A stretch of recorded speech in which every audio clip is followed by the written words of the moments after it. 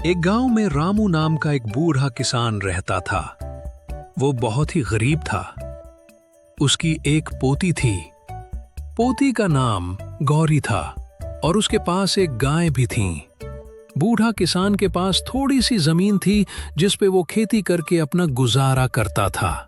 एक दिन किसान बहुत दुखी था क्योंकि वहां कई दिनों से बारिश नहीं हो रही थी, जिससे उसका खेत पूरा सूखा पा रहा था। बूढ़ा किसान कहता है, हे भगवान, अब तो खेत की मिट्टी भी प्यास से फटने लगी है। ना बारिश है ना अनाज। साल दर साल बस उम्मीद ही रह गई है। एक दिन गौरी को बहुत भूख लगती है। दादाजी, मुझे बहुत भूख लगी है। क्या आज खाना मिलेगा? मैं पानी भी थोड़ा बचाकर पी रही हूँ। उस गांव का एक सरपंच भी था। एक दिन सरपंच सभी गांव वालों से कहता है, जो किसान टैक्स नहीं दे पाएगा उसकी जमीन अब गांव की होगी। ये पंचायत का फैसला है। बेचारा बूढ़ा किसान परेशान होकर भगवान से प्रार्थना करने लगता है, हे भगवान, कहीं से कोई रास्ता दिखा दो।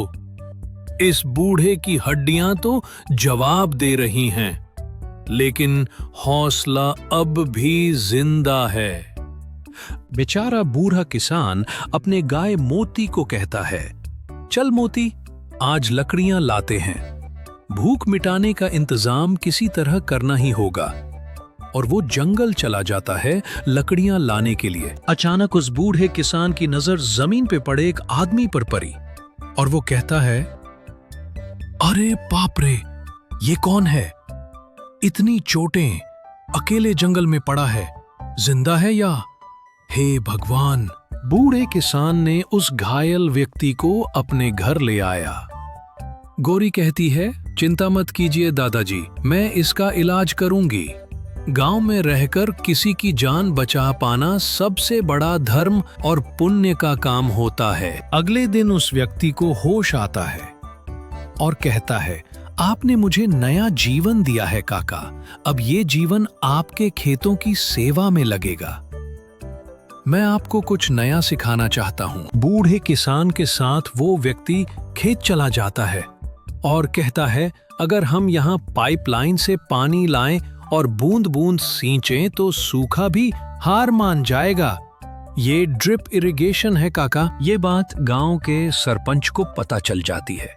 सरपंच को ये तरीका पसंद नहीं आता है और एक दिन सरपंच उस व्यक्ति से कहता है, तुम लोग गांव को बिगाड़ दोगे। ये नए तरीके हमारे खेतों को तबाह कर देंगे। मैं ऐसा होने नहीं दूंगा। पर बूढ़ा किसान हार नहीं मानता है और कहता है, बेटा, अगर तू साथ है तो मैं भी एक बार फिर खेत में कुदाल चलाऊंगा। हारना तो अब नामुमकिन है। भगवान ने इस बूढ़े किसान की सुन ली। अचानक बारिश होने लगी। गौरी कहती हैं, दादाजी देखो, बारिश आ गई। अब हमारे खेत फिर से मुस्कुराएंगे ना? कुछ दिन बाद गांव के लोगों ने रामू के खेत देख हैरान रह गए और सब कहते हैं, रामू काका का खेत देखो, लगता है जैसे हर बीज ने दिल से दुआ कबूल की हो। कुछ दिनों के बाद जब फसल कट के उसमें से जो अनाज निकले, उसको देख एक व्यक्ति ने कहा, काका, ये अनाज तो सोने जैसा है, पूरा बाजार आप ही से खरीदेगा अब। बूढ़े किसान की कामयाबी देख सरपंच को बड़ा अफसोस हुआ और कहा, आज मैं स्वीकार करता हूं कि आप ही असली नेता हैं काका। आपने गांव को रास्ता दिखाया। गौरी कहती हैं, अब तो मैं स्कूल भी जा सकती हूँ ना? मैं भी आपकी तरह गांव की मदद करूंगी। युवक कहता है उस बूढ़े किसान से, अब हमें ये तरीका हर किसान तक पहुंचाना होगा। मैं गांव में एक प्रशिक्षण केंद्र बनाऊंगा। बूढ़ा किसान बहुत खुश था और वो उस युवक से कहता है, देखना बेटा, अब ये गांव भूख से नहीं, मेहनत से जाना जाएगा। हर खेत मुस्कुराएगा। अब गौरी स्कूल जाने लगी और अपने दादाजी से कहती है, अब मैं पढ़ूंगी और एक दिन अपनी किताबों से गांव की तकदीर बदलूंगी। अब पूरे गांव में खुशी का माहौल था। सब रामू के साथ मस्ती कर रहे थे। रामू काका के जैसे इंसान गांव में जन्म लें तो कोई भी भूखा नहीं रहेगा।